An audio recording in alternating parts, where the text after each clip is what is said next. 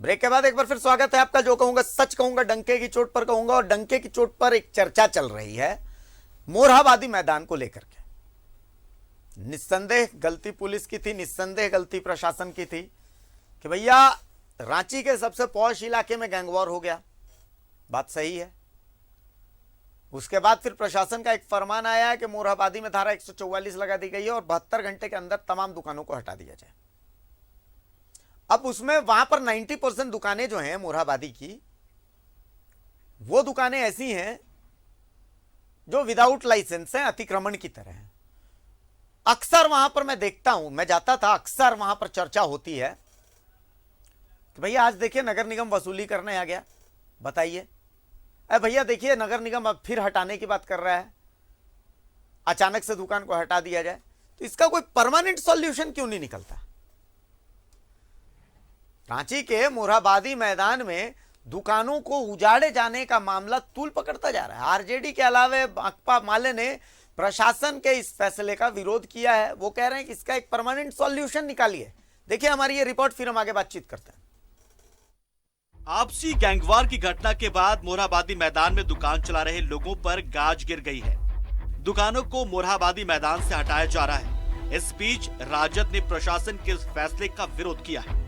राजद ने कहा कि यदि मोरहाबादी मैदान के दुकानदार लॉ एंड ऑर्डर में परेशानी की वजह बन रहे तो उनका पुनर्वास किया जाना चाहिए। सवाल रोजगार से जुड़ा है, लिहाजा राजद इस मुद्दे पर मुख्यमंत्री से मुलाकात करेगा। इसके फेवर में आरजेडी या हम कभी भी नहीं है कि मोरहाबादी मैदान को बंद किया जाए, क्योंकि देखिए तो लॉ एंड ऑर्डर की बात है ना। लॉ एंड ऑर्डर सरकार की हाथ में होती है, सरकार उसको सुधारे, नहीं कि कहीं अगर कोई घटना घटती है तो हम उसको बंद कर दें।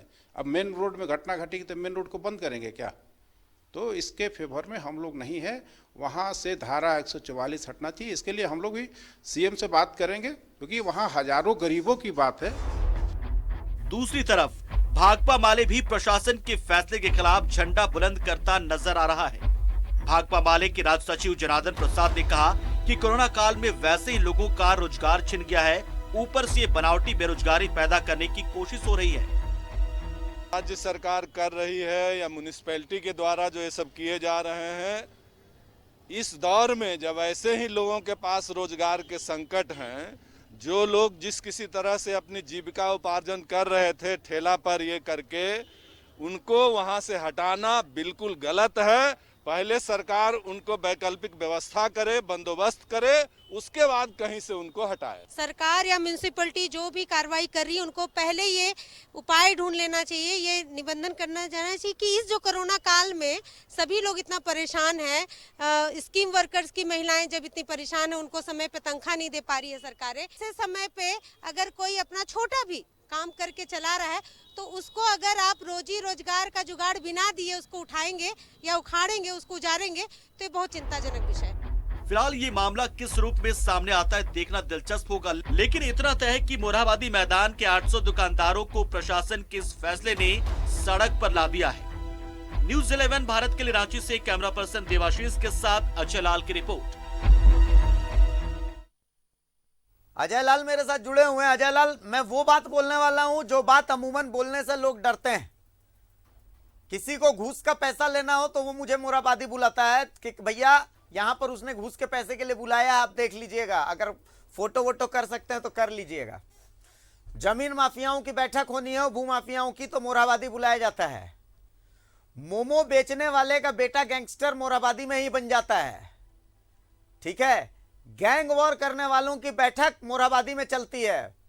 बढ़िया क्वालिटी का गांजा मोरहाबादी में मिलता है, बढ़िया क्वालिटी का ब्राउन शुगर भी मोरहाबादी में मिलता है। अगर यह पक्ष आप देख रहे हैं कि वहां से 1200-1400 लोगों के घर चलते हैं, तो यह भी देखना पड़ेगा कि वहां से क्राइम का सिंडिकेट भी चलता है। शाम होने के बाद मोरहाबादी सभ्य समाज के लोग जाने से कतराते हैं। यह स्थिति कर दी गई है। फेलियर किसका है? एक ऑल्टरनेट ऑप्शन तो दिखाना पड़ेगा। उपाय तो ठीक है, हम एकदम सहमत हैं कि बहुत सारे लोगों के घर चलते हैं, उनके पेट पर लात नहीं पड़नी चाहिए, लेकिन इसका एक परमानेंट उपाय भी होना चाहिए। अजय जी, अभिषेक आप बिल्कुल सही बोल रहे हैं। मोरहाबादी इलाके में जितने भी ठेले वाले हैं, जितने भी चाट पकोड़े की दुकान है, शाम के वक्त जाएंगे। आपने जिन तथ्यों का जिक्र किया, जिन कंटेंट का आपने जिक्र किया, वो सब यदि नहीं भी है तो आप देखेंगे कि शाम के वक्त हॉस्टल की लड़कियां सरेआम आपको सिगरेट पीती नजर आ जाएंगी। साथ ही जो खोमचा लगा होता है, जो ठेला लगा होता है, उसके पीछे का हिस्से में आप जाएंगे तो आपको ऐसी ऐसी नज़ारे देखने को मिलेंगे जो कि सभ्य समाज इसकी इजाजत नहीं देता। जाहिर सी बात है, मोरहाबादी का मैदान इसलिए नहीं बनाया गया कि आप वहां पर व्यापार करें, वहां पर आप ठेला बेचें, वहां पर आप चाट पकोड़े बेचें, वहां पर आप प्लानिंग करें। शाम की बात तो छोड़ दीजिए अभिषेक, आप सुबह में जाएंगे तो आपको एक से स्टेट गेस्ट हाउस से लेकर बापू की प्रतिमा तक दुकान लगातार फैलता जा रहा है। मैं ये नहीं कह रहा हूं कि तमाम दुकानदार वहां पे ऐसे कामों में शामिल होंगे, लेकिन यह तय मानकर चलिए कि वहां पर बैठकें होती हैं, वहां पे प्लानिंग होती है, वहां से कई प्रकार के प्लानिंग इस प्रकार के होते हैं जो कि कई लोगों को लाभ पहुंचाता है। एक पक्ष यह है। दूसरा पक्ष यह है कि जो राज्य सरकार का खुफिया विभाग है, मैं ऑन रिकॉर्ड बोल रहा हूं अभिषेक, किसी को बुरा लग सकता है, ये खुफिया विभाग पूरी तरह से निकम्मा बना हुआ है। इसके पास कोई ऐसे सोर्स नहीं होते हैं जिनसे ये इंटरनल कोई जानकारी ले सके।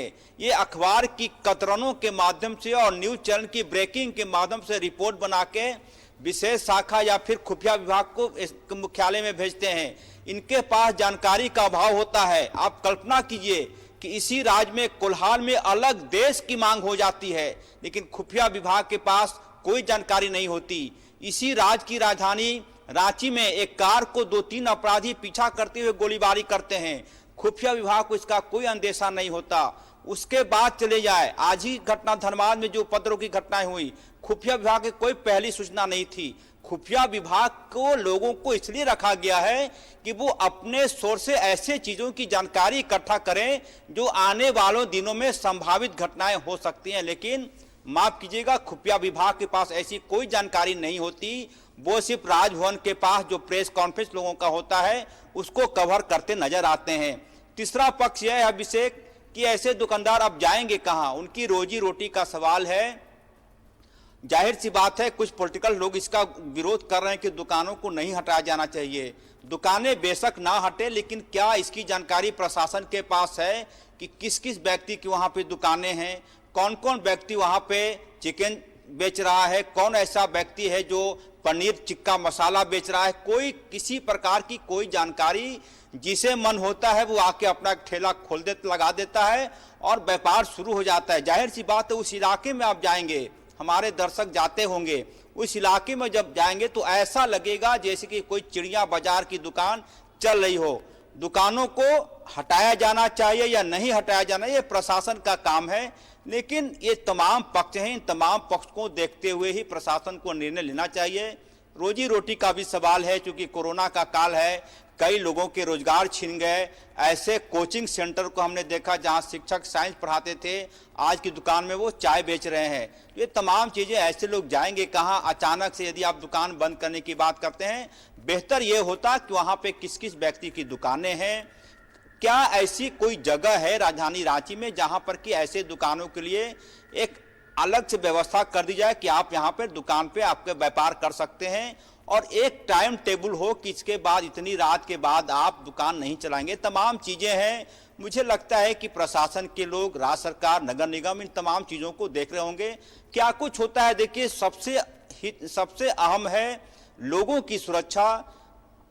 शिबू सोरेन जी का आवास है, दिसम गुरु है, झारखंड आंदोलनकारी रहे हैं, उनका आवास है। उसके पास जस्ट बगल में डीसी का ऑफिस है और उसी कोने में सीबीआई का भी ऑफिस है। तमाम चीजें हैं। और एक चीज मैं यह भी कह देता हूं कि वैसे वहां पे जो कारें लगी होती हैं, वहां उस कार पे कौन व्यक्ति बैठा है, क्या ऐसा तो नहीं कि किसी प्रकार की वो गुप्त सूचना इकट्ठा करा हुए। तमाम चीजें हैं। मुझे लगता है कि मोरहाबादी का जो मैदान है वो कम से कम ठेला खोमचा के लिए नहीं है। आप इवनिंग वॉक करें, आप मॉर्निंग वॉक करें, घर चले जाएं, परिवार के साथ जाएं, थोड़ा सा मैदान में 2 मिनट बैठे, 10 मिनट बैठे, कम से कम वो इसके लिए नहीं था कि कोई चिकन टिक्का वहां पर आके बिल्कुल, बेचना चलिए। शुरू कर दे, तो कोई वहां तंदूरी चाय बेचना। अल्टरनेट व्यवस्था नगर निगम को करनी चाहिए। चलिए अजय जी, बहुत शुक्रिया आपका, बहुत शुक्रिया इस तमाम चर्चा के लिए। बहुत महत्वपूर्ण पॉइंट्स आपने बताए हैं। हम चाहते हैं कि नगर निगम कम से कम इन पॉइंट्स पर ध्यान दे, ताकि आने वाले समय में उसके लिए कुछ चीजें आसान हो जाएं और इन जिन लोगों के पेट पल रहे हैं उनके लिए भी ये चीज आसान हो जाए।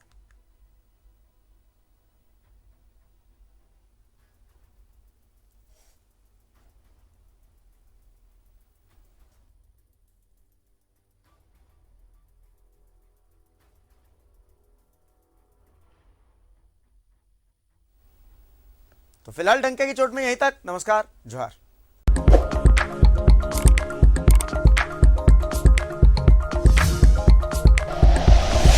Like and share videos, subscribe करें हमारा चैनल और प्रेस करें बेल आइकॉन। न्यूज़ 11 भारत, सच है तो दिखेगा।